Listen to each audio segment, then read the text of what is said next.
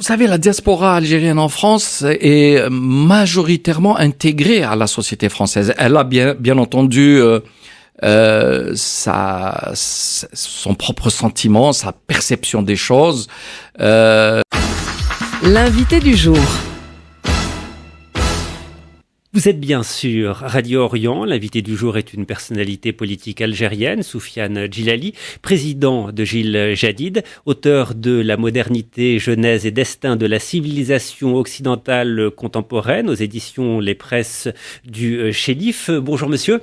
Bonjour. Soyez le bienvenu. Vous êtes en ce moment en déplacement en France. Les relations franco-algériennes ont traversé plusieurs crises ces derniers mois et la situation est bloquée entre Paris et Alger, ce sont les mots mardi du ministre français des Affaires étrangères. Tout simplement, qui selon vous porte la plus grande responsabilité de ces tensions ? Je pense que le mieux pour l'avenir de ces relations qui sont de toute façon incontournables, même si elles passent par des moments de crise, il ne s'agit pas de juger et de désigner le responsable. En fait, une relation aussi complexe se fait à deux. Il y a toute la dimension historique qui intervient, bien entendu. Il y a des intérêts économiques, il y a une situation géopolitique particulière et qui fait que, à un moment donné, les intérêts peuvent ne pas être tout à fait dans le même sens et que des contradictions avec des crises qui sont générées derrière. Donc, au lieu de montrer du doigt les uns ou les autres, il s'agit peut-être de désigner les problèmes en soi qui doivent être réglés. Et justement, quels gestes peuvent être faits de part et d'autre ? Alors, les gestes seront faits à partir du moment où chacun prend conscience de la nécessité d'une relation apaisée. Les intérêts sont croisés. Les Algériens sont nombreux en France. Ils constituent quand même une communauté qui intégrée en France maintenant, mais qui garde quand même un lien affectif avec le pays d'origine. C'est une diaspora importante et la France, de son côté, a quand même aussi besoin de cette ouverture sur l'Afrique à partir de l'Algérie. Et donc, il faut rechercher l'équilibre entre les deux, reconnaître les problèmes, les sérier, les diagnostiquer et les traiter un à un. Alors, on peut en parler de ces problèmes, autant humains que, encore une fois, économiques, que géopolitiques. Vous évoquez les franco-algériens, ces franco-algériens qui sont pris entre deux pays aux relations instables. Qu'est-ce que vous avez envie de leur dire aujourd'hui ? Il serait malheureux qu'ils soient entre le marteau et l'enclume. Ils n'ont pas à payer les pots cassés des politiques, des gouvernements, quels qu'ils soient.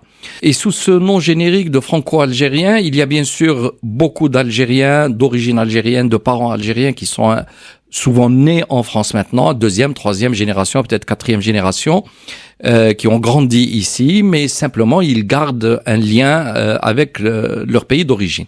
Mais il y a aussi toute une partie de la population qu'on peut qualifier peut-être de mixte, c'est-à-dire qui viennent de couples algériens ou même de nationalité française avec des Français de souche. Et donc, ce sont des enfants qui portent réellement l'identité des deux pays. Et on ne peut même pas les qualifier de franco-algériens au sens où ce seraient des Algériens avec une nationalité française, mais des Français à part entière, mais qui ont l'un des deux parents d'origine algérienne. Et ce qui se passe actuellement, le discours qui est porté par certains partis politiques français, certaines personnalités gouvernementales également, blesse directement cette partie de la population qui est très mal à l'aise devant une stigmatisation qui devient très pesante et très lourde. Je comprends très bien qu'il puisse y avoir des malentendus politiques entre deux gouvernements, mais les gouvernements doivent agir en tant que personnes adultes et ne pas impliquer les populations dans ces conflits-là. Quand vous parlez de personnalité gouvernementale, je pense que vous pensez à Bruno Retailleau, ministre de l'Intérieur. Bruno Retailleau qui s'est rendu cette semaine à la Grande Mosquée de Paris. Comment vous avez accueilli cette visite, ce geste ?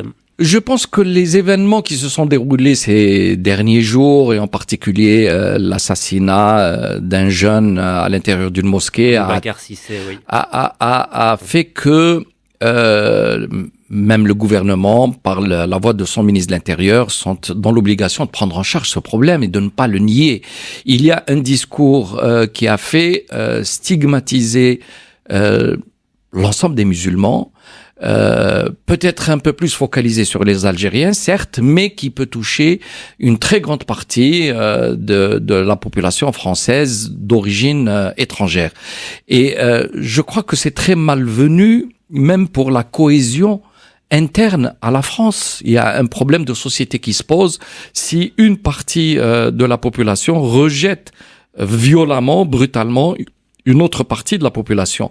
Et je crois que personne n'a intérêt à cela. En tout cas, en France, je vois bien qu'il y a une difficulté de gérer cette dimension sécuritaire, mais en même temps, ce n'est pas en mettant de l'huile sur le feu qu'on peut résoudre ce problème.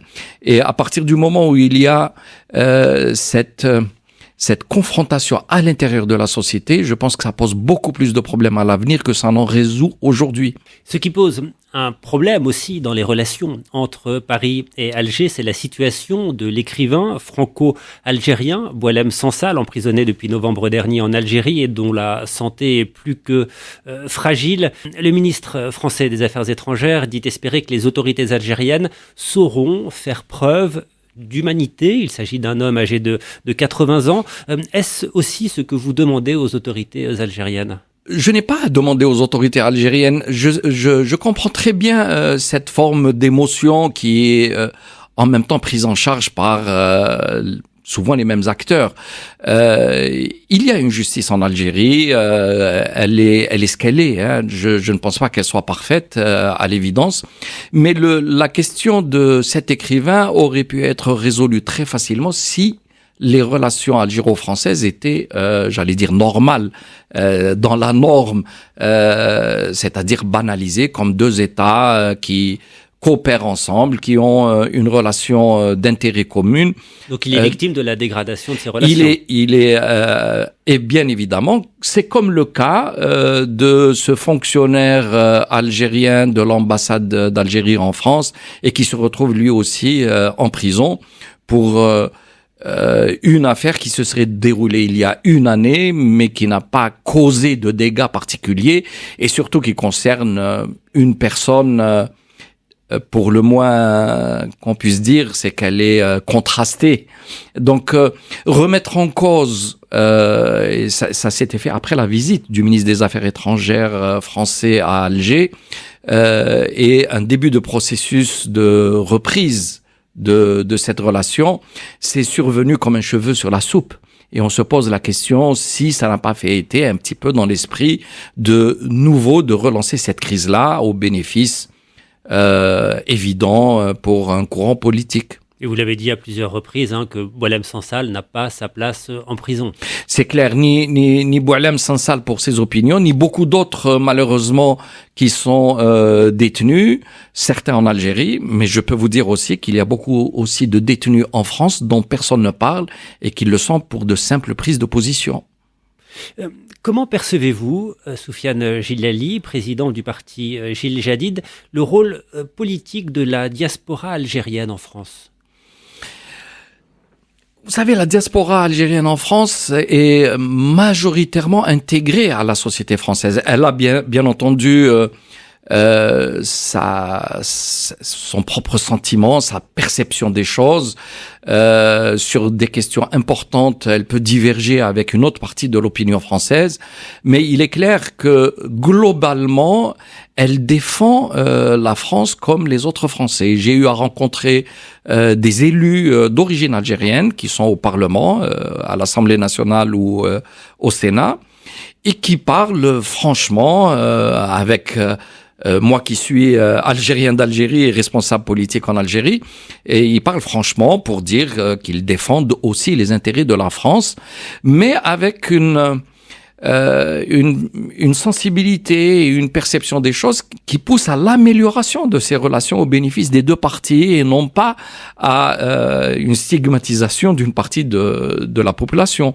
Donc, oui, les Algériens en France peuvent devenir ce pont, ce relais entre les deux pays et qui peuvent faire énormément pour le bien sur les deux côtés de la rive méditerranéenne. Vous évoquiez votre rencontre avec des élus français.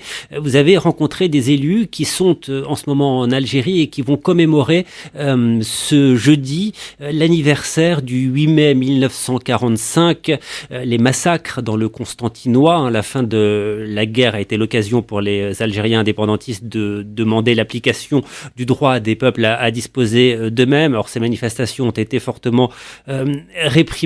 Est-ce que vous pouvez nous dire ce que vous avez dit à ces élus, ce qu'ils vous ont dit, et est-ce que vous êtes raccord ?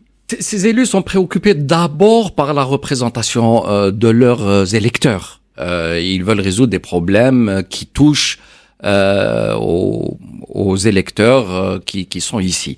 Mais il est évident que la représentation nationale a aussi un rôle dans les contacts avec les pays en tant que tels.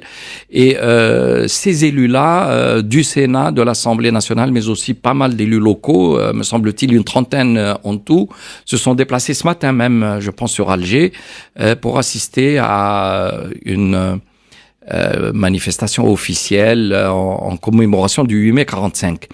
J'ai même appris par le biais de ces élus qu'ils allaient être reçus officiellement au niveau de l'ambassade de France à Alger.